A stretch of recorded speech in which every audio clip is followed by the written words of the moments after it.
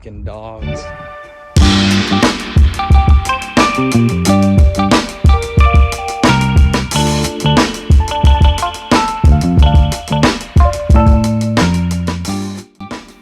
It is currently 6:57 a.m. I don't know when I started this, but I started putting my daily seek-ups, my one-on-ones, all that stuff with my team at 7 a.m. I did that because I'm 2 hours behind everybody else. So we all work fully remote, which is cool about what we do.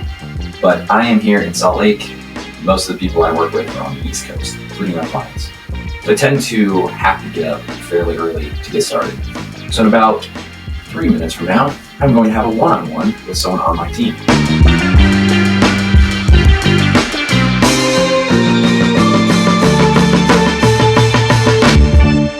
Okay, so today is actually a really busy day today. I have a list, I go old school here, and I write everything down on a notepad of what it is that I want to do. One is trying to figure out whatever the heck this thing is that I'm going to be putting together so that we can talk about, I guess, what it is that we're building, the behind the scenes of the business, and hopefully just be a really long experiment here that we do for the next 100 days to figure out if this is worth time to put into. I think it'll be cool, and I think in the long run, if nothing actually happens here, it will still be cool to go back and look at this and just see where I was at, current state of mind, current state of business, all that kind of stuff. So we have some of that to do. Outside of that, it is going to be some very exciting things like sending out invoices, getting payroll complete, responding to comments on LinkedIn, very important. I do have some homework that I have to complete here. I am going out to Las Vegas in the next couple of days, next week, next Monday. I'm going to an Alex Hormozi event, and I have to complete some homework. I have to get those 2 meetings that you saw today already. I got to get some stuff done now for that client, so I'm going to have to delegate and create a ticket to someone on my team to take care of that for us. Some other fun activities on here, so I'll walk you through those as I go through them through the day and try to make this as entertaining as I possibly can. Also on this health kick, so I don't know how good this is. It's like honey, granola, raspberry, and blueberries. It's okay.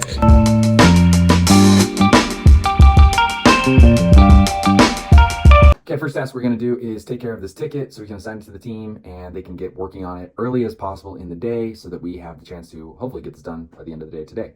I think we should be able to, given all our priorities for today, so we're going to go ahead and create this ticket. So what I'm going to do is take you out of this mode.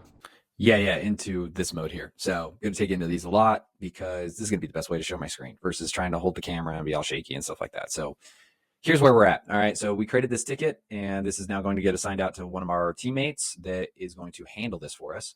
And we use a system called ClickUp to do this. Pretty standard project management kind of thing. There's tons of them. Jira, Aha, Linear. There's tons. We use ClickUp. We've been using it for a while. We're just used to it, so this one we use. And inside of here, this is what we got. So we basically have the overview telling them like what this ticket is about. We do a really good job, in my opinion, of recording Loom videos and Google Docs. So Loom, what you're watching now, is super helpful because this will just kind of walk you through what is on my screen. We can give a lot more context that way. So I just always make a video about like what it is that I'm thinking about, what it is that we were told that we have to do, so they just can see it all in one shot. And this really helps us when we're all working remote to not have to feel like we have to jump on a call every 2 seconds to handle something. By end of day, let me know if you feel like that isn't possible. Cool. Linked it up, sent, done. Okay, this is kind of where the grind starts, to be honest. So what I have here is 2 notebooks. We got weekly goals, things that I got to get done just like throughout the week, kind of keep me high level. I don't have to write everything down.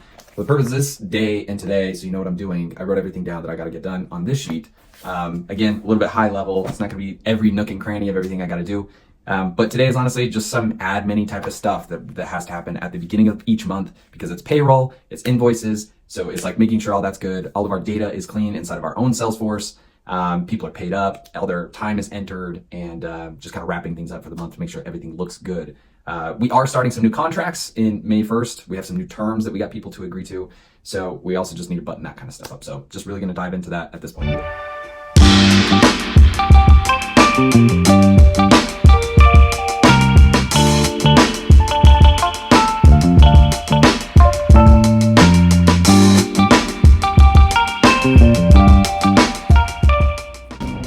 Let the pups run around in the little park thing that we have up here. Not really a park, to be honest, just a patch of grass. Let them run around.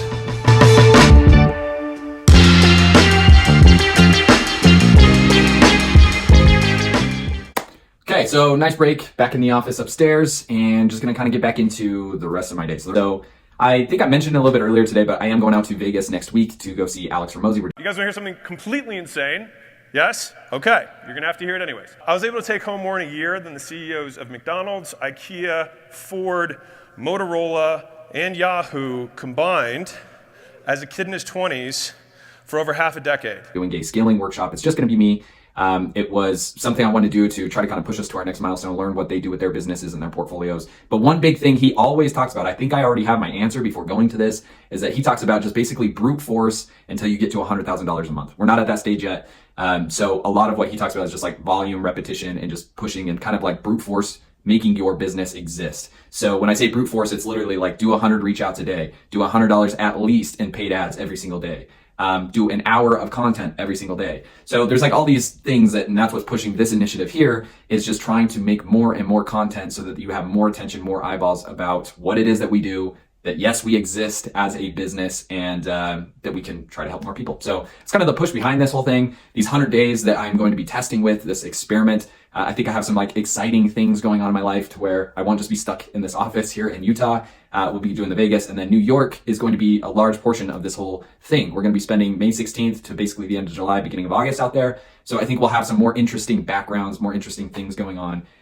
So what I want to kind of do inside these videos too is break it up to where midway or somewhere in the day, I actually kind of share something that I think is valuable. I think it's valuable to see like what's going on with the business. But a new thing I've been doing is recording my thoughts every single day into ChatGPT, and then just kind of riffing for like 10 minutes on things that I'm learning every single day. Like, hey, this was an aha today. This is something I don't want to repeat. Or like, hey, this worked well. Let me make sure I don't forget this. And it's been super helpful to kind of keep that log. So I want to break that down next. Okay, this is going to be much easier. Let me try and talk to the camera. Showing you something visually is always way easier to learn. Okay. So the biggest lie ever told, like I was saying, is the saying we were told as children that your best is good enough. It really isn't, especially in business. I just went through an extremely painful process. I'll elaborate on it in a future video because it's one more standing on its own. But essentially, we had one of the bigger deals that our company would have ever gotten. It was over 6 figures, all in one shot, one payment. And obviously, I did the best that I thought I could. I made some mistakes. I got some feedback. Ultimately, they didn't choose us. And it made me start reflecting on this thing, which is like, we all want to think that our best is good enough, meaning this is currently where I'm at. My skill sets are here. They're not all the way up here, but that's the best I can do. So you need to have grace for me, and you need to allow me to be able to win the deal. And I think we all do this in different ways, whether it's you're applying for jobs and you send out 5 applications and you don't get a job, or you're bidding on something like I was, and I put in a bid and it didn't work out. And I want to think that, you know, it was something else that I couldn't control, or you create content like this and you want people to watch it and they don't. And you want to think that it's because of all these excuses, but the reality is it's probably just not good enough. Okay. So this whole thing that you kind of continue to tell yourself, at least what I tell myself, is just basically an excuse. And so how do we fix this? How do we actually get better at what we do? I think there are a few ways to approach it. I'm going to show you what this looks like. So what I do is something like this. If we pull out a line here, okay, and we have this line, okay, this line is going to represent, let's grab our pen. This line is going to represent a start and an end, okay? Start here, end here, okay? This represents how long it's going to take us from point A to point B to learn a certain skill set. Let's pretend this is 1 year, okay? So if we talk about YouTube content, for example, let's say in order to get to this end date or this skill set that you want to have, you need to send out 3 different YouTube videos. Obviously, we know it's way more than that, but let's pretend it's 3. The only way that I can actually make this happen faster is through volume and repetition. And so that's what I'm doing now. Instead of trying to say, well, this sucks, you know, I don't win the deals in business, I don't win the proposals, you need to increase the feedback loop as fast as you can. You need more feedback, more criticism, and you need more practice. It's the only way to do that. If I'm talking about bidding on a project, I got to talk to more people. I got to get more leads. I got to practice my sales process. I got to have people tell me what I suck at when I say it. I got to try and try and try more so that I can compress this time frame into a smaller period of time. So what I mean by that is, if this is going to take me 3 YouTube videos in 1 year, what if I did something like this? What if I took that line and I shoved it down to 1 day?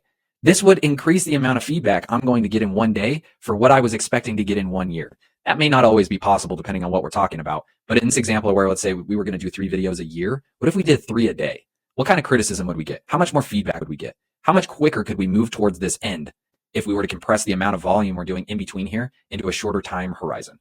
So I often think about this a lot, where it's like, you know, I could do this way faster if I just up how much volume we do. And so that's currently what I'm doing with this YouTube content, right? Is It all started because of the same thing. I got critiqued. We ran our first ad. Everybody told me I was horrible on camera. I did all these mistakes. I sucked at the eye contact. I sucked at being enthusiastic. I didn't wear the right clothes, like all this stuff that they were like, this is just like very, very subpar. You need to up these things.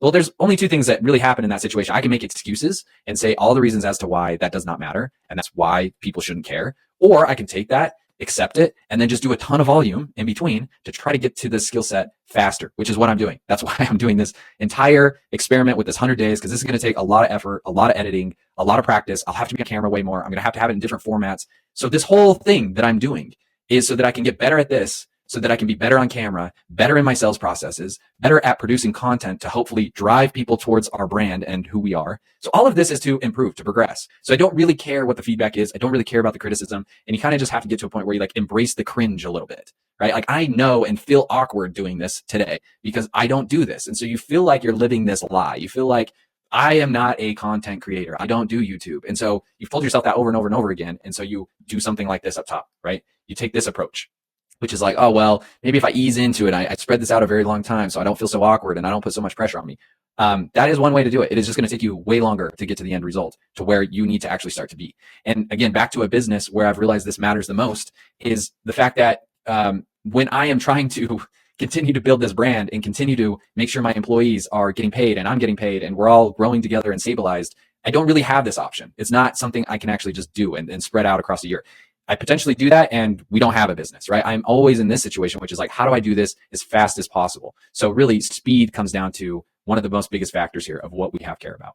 So thought I would riff on this for a second. I try to remember stuff like this when I have moments like that where I messed up or I got some feedback that was important. And then, like I said, I've been logging that down so I can kind of have some of these moments in these videos. I think these are helpful of just, this is what I'm learning as I'm going along and I'm building this brand, and kind of a cool thing if nobody else watches for me to look back on. So thought I would share. Wait, where's Zara at? Oh no.